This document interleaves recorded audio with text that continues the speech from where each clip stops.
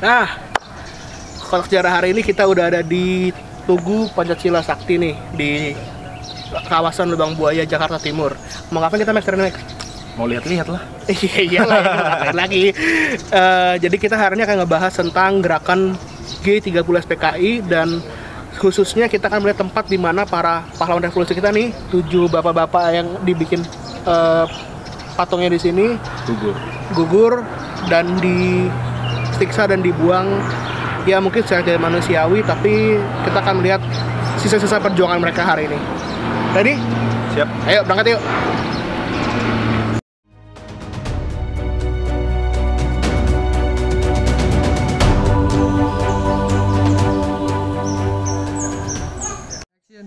Jadi pada tanggal 30 September menuju 1 Oktober, tempat tragedi ini terjadi.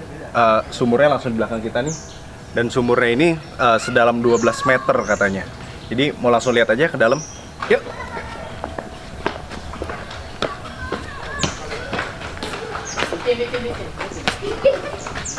Nah, bayangin sumur yang ya nggak gede-gede amat juga, segede apa sih sumur, dibuang jenazah bahkan lebih dari 7 orang, karena katanya yang dibuang bukan hanya 7 pahlawan revolusi itu, tapi juga ada beberapa orang lain yang dibuang ke dalam sana. Ya cukup mengenaskan ya, maksudnya itu memang tragedi yang sangat sadis, tapi sepertinya jarang ya kita dengar tragedi yang sadisnya levelnya udah level 100 nih.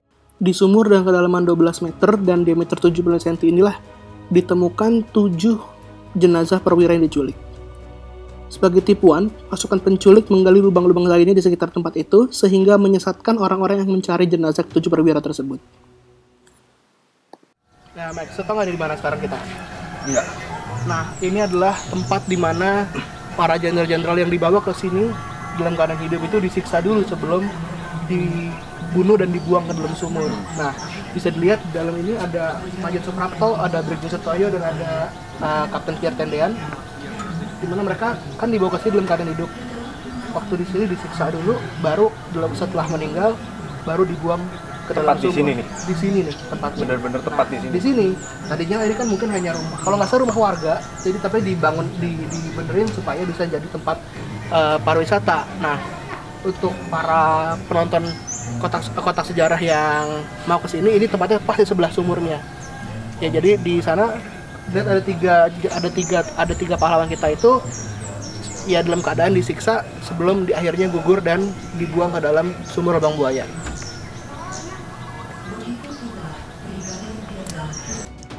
Rumah ini adalah rumah milik Bapak Bambang Haryono yang merupakan seorang simpatisan PKI yang diberikannya kepada PKI untuk dipakai sebagai tempat direncanakannya kejadian G30S.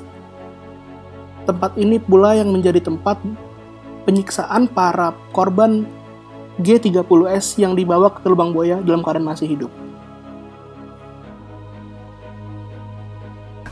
Di sini adalah pos komando di saat pasukan G30 SPKI itu bertugas untuk menculik para pahlawan revolusi itu.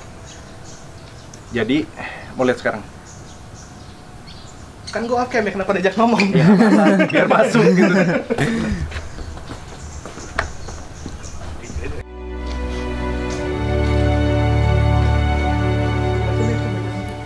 Nah, jadi kita di dalam pos komando tadi yang dijelasin sama Max. Nah, pos komando ini, jadi ini kan dulu daerah kebun, daerah warga. Jadi banyak rumah-rumah warga yang akhirnya dikuasai oleh pasukan penculik pahlawan revolusi, dan akhirnya dijadikan dapur umum, dijadikan tempat mereka pos komando, dan dijadikan tempat-tempat untuk mereka bikin camp dulu di sini sebelum terjadi peristiwa G30 SPKI.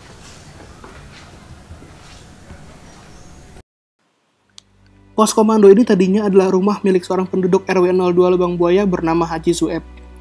Pada waktu meletusnya G30 SPKI, rumah ini dipakai oleh pimpinan gerakan yaitu Letkol Untung dalam rangka mempersiapkan penculikan terhadap 7 jenderal TNI Angkatan Darat.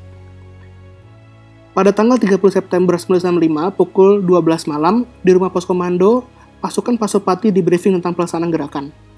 Pasukan Pasopati bergerak menuju sasaran setelah selesai menerima pengarahan dari Letu Dul Arif. Sebagai bukti sejarah, rumah Haji Sueb diabadikan di Monumen Pancasila Sakti untuk mengingat betapa kejamnya perlakuan terhadap para pahlawan revolusi.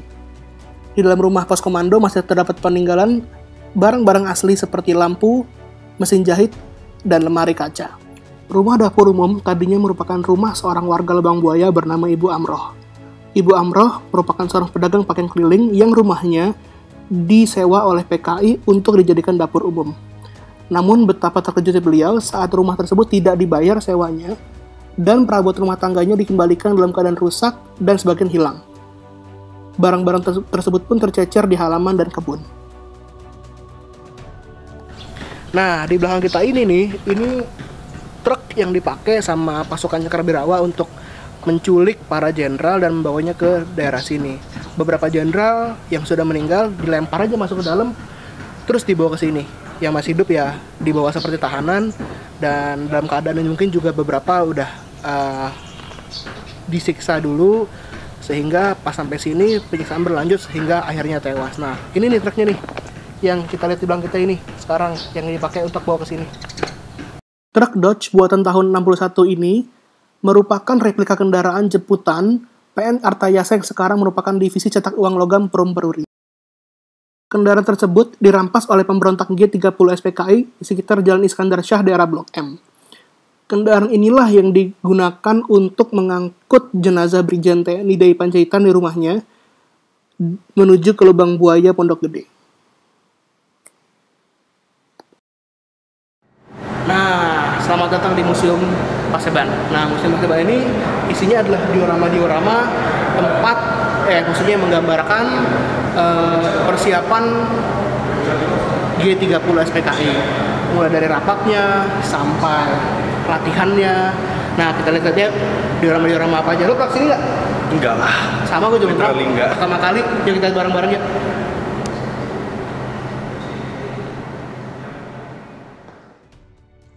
Museum Paseban berisi diorama-diorama tentang kejadian G30S, mulai dari persiapannya, penculikan, hingga proses pemakaman para pahlawan.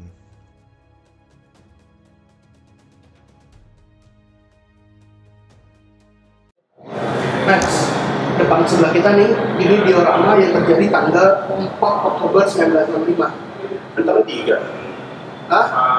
Yang 3 ketemunya, 4 diangkatnya. Nah, di 4 Oktober ini, jenazah para pahlawan kita diangkat dari dalam sumur untuk akhirnya dikebumikan secara layak. Gitu. Yang angkat juga pasukan gabungan dari TNI.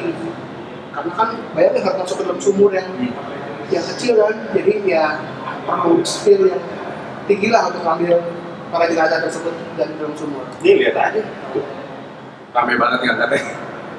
Iya. Di Museum Paseban terdapat diorama-diorama yang menggambarkan kejadian malam G30 SPKI. Diorama-diorama ini menggambarkan proses penculikan para perwira dan juga korban lain seperti anak dari Jenderal Nasution yaitu Ade Irma Suryani.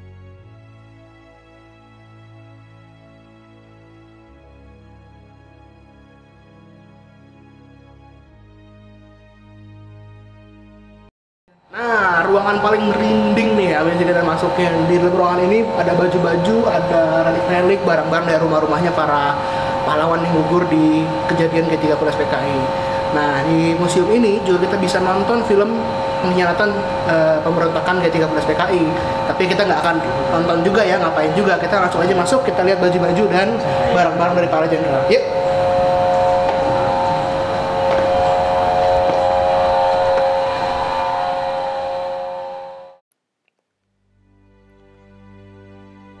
Di ruangan ini, terdapat barang-barang pribadi para perwira yang merupakan barang-barang yang mereka pakai semasa hidupnya.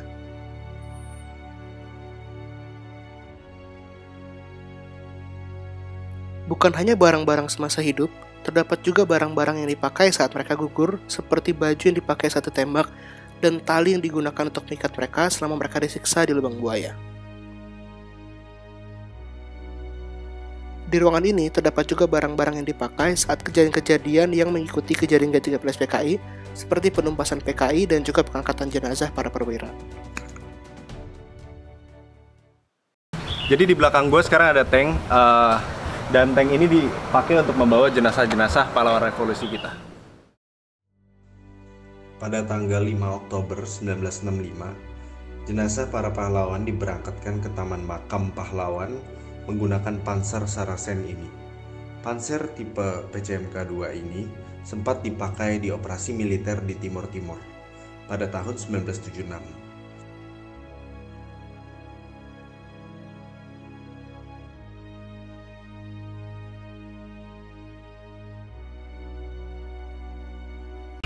Gimana jalan-jalan kita hari ini, Max?